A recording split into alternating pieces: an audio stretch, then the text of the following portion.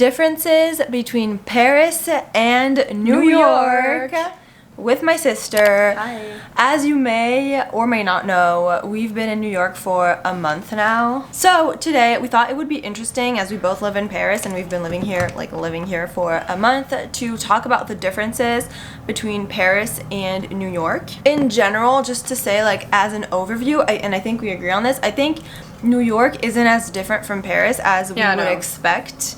I would say that Paris is a very, like, different city from the rest of France, and New York is different from the rest of the US. So they are like two globalized cities. Yeah. So you kind of find the same things, the same way of living, and the same budget. yeah, things are pretty similar. Yeah, even transportation, like, you know, when you're used to living in a big city, it's not that different living in like other big cities, especially these big cities. I feel these like ones. Another thing, just on a general aspect before we get into like detailed things, from what I feel like, New York is bigger. Well, that's like facts. There are like a bunch of tiny cities in one. Yeah, true. Whereas in Paris, of course, there are differences, but on a much smaller scale. Even architecture is so different. Rather than in Paris, it's mainly like the most type. Like, you see the same type of buildings everywhere. Yeah. You have some areas that are a bit different, like Montmartre in the 18th, or like La Défense, but it's not the same as in New York. In New York, you can really like walk 2 minutes and see like skyscrapers, and then see like Chinatown. So it's really different, but like super interesting, and really great to see. Yeah, totally agree.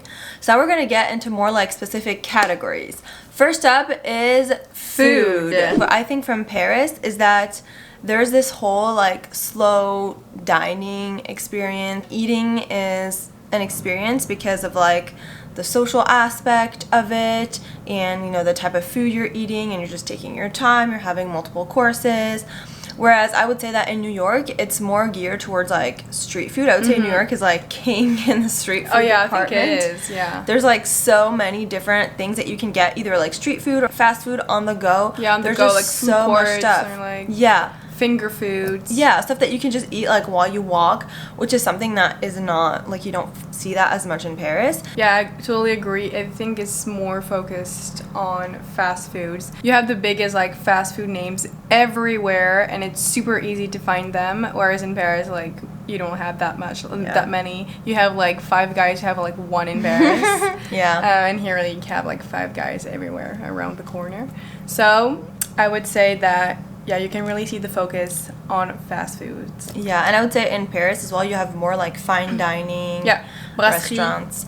Yeah, brasserie as well. One thing we noticed too, it's so funny how in like New York, people will just walk around eating their food. People in Paris will never, rarely do that. Like, when you get food in Paris, like, you get your food, either you eat it sitting down at a restaurant, or if it's like on the go, you take it and then you eat it home. That's always what we do. And we saw like so many people here, they would just like get the food and just like walk. Eat in the street. Yeah, eat on the street. Eat in like 3 minutes. Like, that's really not something that you see in Paris. Something that we found, which also goes with this, is that fast food is cheaper in lots of instances than it would be to like buy your own ingredients and make your own version of the food, which is totally not the case in Paris. When you go grocery shopping, we really realized that like buying veggies is so expensive, rather than buying like fast food, as you said earlier, is so cheaper. Also, you don't have a large choice of veggies, of fruit.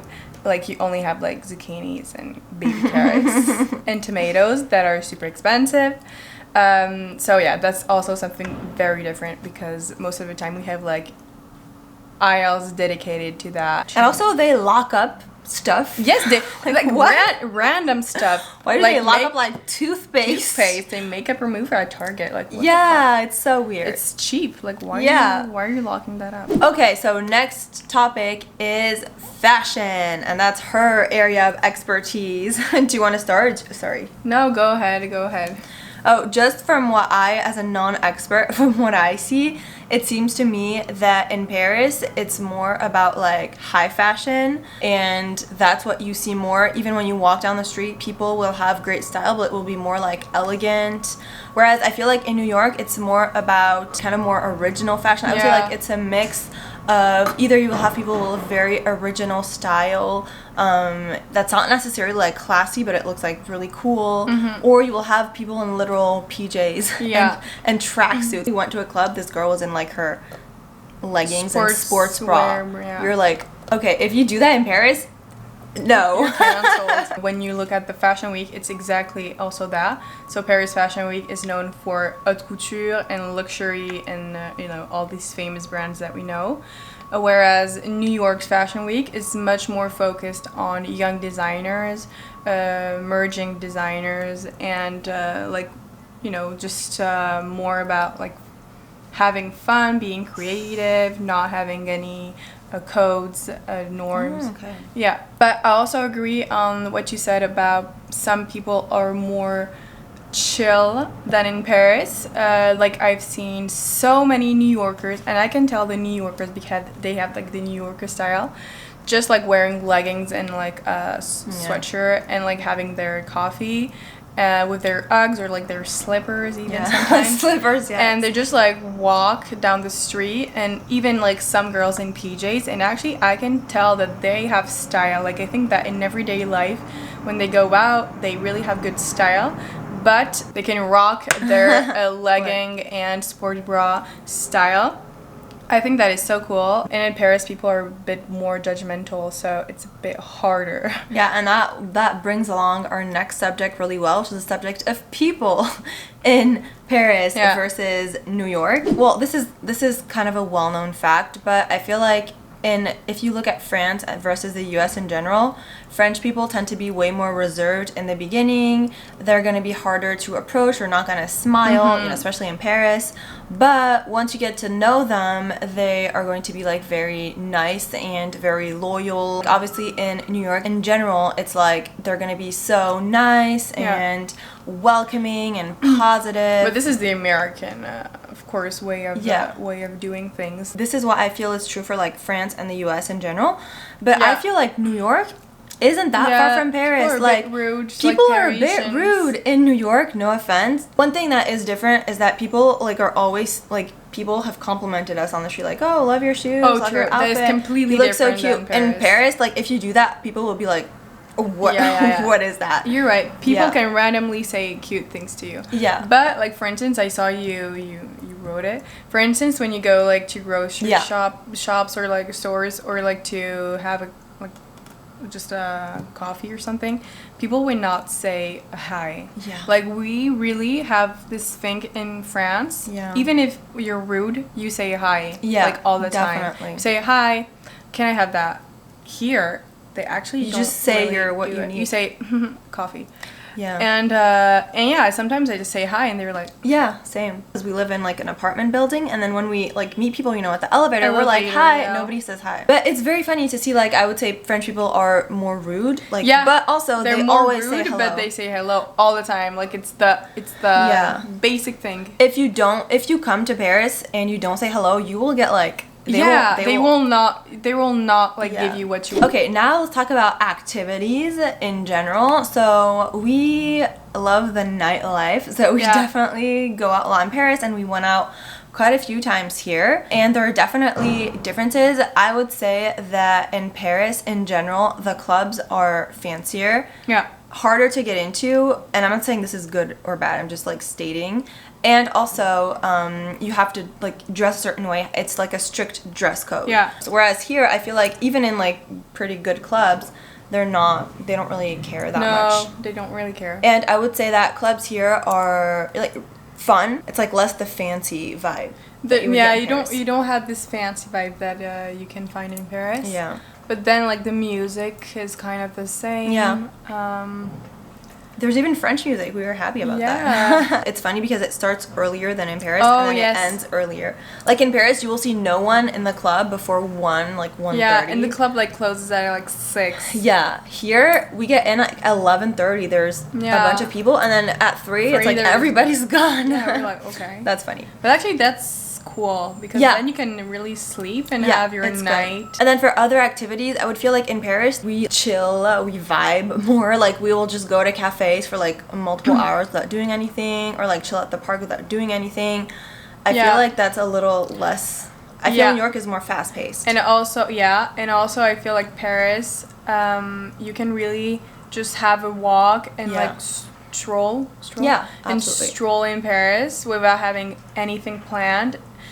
And since it's smaller, you will really like see beautiful things and just see something you want to do and like do that thing. See a little coffee shop, go to the coffee shop, run into friends and have a chat. Whereas here it's so much bigger that you can't do that. Like it's so big. You have to have a goal and like go to this like thing you want to do. Yeah. And then plan something else. At first, we were like, let's do it the European way. Let's just like not take the subway and walk. And then we were like, where the fuck are we? We got lost so many times. Yeah. And then like we looked at the Google Maps and we like walked this. Yeah. So we're like, okay, well, maybe we gotta take the subway. Also, in terms of like cultural activities, Paris is more accessible in the sense that it's cheaper. So many museums are free in Paris if you're under 26. Yeah, most of the time they're free. For me, they're always free. And then even the museums where you have to pay, it's like 10, 12 euros. Yeah, but because the state, I think. Yeah, because it's public funded. But so I would say that for us in New York, like it's kind of hard because there's so many things we want to do, but everything is so expensive in terms of like museums. Okay, another thing we wanted to talk about is the public transportation. You have a lot to say. This is funny because I feel like when we got to New York, we were like, yes, we're subway girls in Paris. We take the subway everywhere. New York, it's so cool because it's 24/7. Yeah. That's the only good thing about it. Like in Paris, you have a subway like literally every 2 minutes. Yeah. If you have to wait 5 minutes, you're unhappy about it. Yeah, you're gonna complain because you're from Paris. Yeah, it's usually 2 minutes. Like, sometimes, at night, you can wait like 6, 7, but like 6, 7 is like, oh my god. Yeah, but also in Paris it closed at like 2. Yeah. We were shocked going to New York and being like, what? We one time we waited like 30 minutes for a subway. It was at night. It was at night, but still. So it's like in general we wait like 10 minutes. We wait a lot. What is that? And also the system is just complicated. I feel like now we've got it down. Yeah. But in the beginning, we took the wrong one so many times because there's like uptown, downtown, like the directions, and then there's like multiple lines you can take. Yeah. And at the same stop. Yeah, that is super hard. Yeah. So one subway will come at the same like railroad. Yeah. So you think it's yours, but it's not yours. If you didn't read correctly, you get into the wrong one. And sometimes one time we were in the subway. Yeah, and they said, change of itinerary. Like we're changing. Yeah. We were like, we just got off. Comment ça? A random. Yeah, and also they like sometimes we got in to like the stops for our subways, but it wasn't in the right direction, and we had to like get out and pay again and go into the right direction. In Paris, you can just take the stairs inside the subway to change directions. Like I don't know, I feel like it's way more complicated. Yeah. In New York. And then I would say it's pretty similar in terms of like cleanliness. Like both of them are dirty. Oh yeah, they're dirty as fuck. They're dirty. There's weird people there. And then when it comes to living expenses, so Paris is very expensive, but New York is worse. It's even more expensive. Like rent is probably like triple what we would pay in Paris. Yeah, at least 2.5 times more. Yeah. It's crazy. Even groceries. So at first we were going to a grocery store, a local one in front of our apartment. It was like maybe like 3 times what we would pay in Paris. Yeah. It was ridiculously expensive. And then we started going to Trader Joe's, and actually it's pretty similar. Trader Joe's for me is the same. Yeah. Then an expensive store in Paris, like Monoprix, which is like known to be a bit expensive. Yeah. I think it's the same. I would say it's the same. Yeah, but I feel like in Paris you have more options for like cheaper. We saw ravioli for like $15. Yeah, in what France, the it's like fuck? €3. Yeah, les rana là. Oh my Yeah, like we saw stuff that was crazy. We saw like Beyond Me, because France it's like maybe €4 or €5 in an expensive place. Here it was like $17. 17, yeah. Cheese is so expensive. Yeah, there's certain things that are way more expensive, like toothpaste as well. Like what? We're like, what? Random things. Yeah, there's random stuff that is like really more expensive. It's so funny. And then there's random stuff that will be cheaper, like flowers. Yeah, fruit and vegetables in general is so expensive, but blueberries are cheap here. Like we get a big thing of blueberries for like $4 or $5. In France it's €10. And then we talked about like the cost of activities. It's more expensive in New York, and restaurants I would say are also more expensive because you have to pay the tax and the tip. That's like 20%.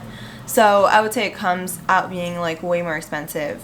And the subway is almost the same. Yeah, subway is like maybe $1 more. It's a bit more expensive, but like it's not. But yeah, and we also found that there was some free stuff to do in New York, like in Paris. We thought like sightseeing is mainly you can do lots of free stuff. I thought maybe that they would find a way to make you pay for that stuff, but no, it's similar than Paris. You can do a lot of walking around and sightseeing for free.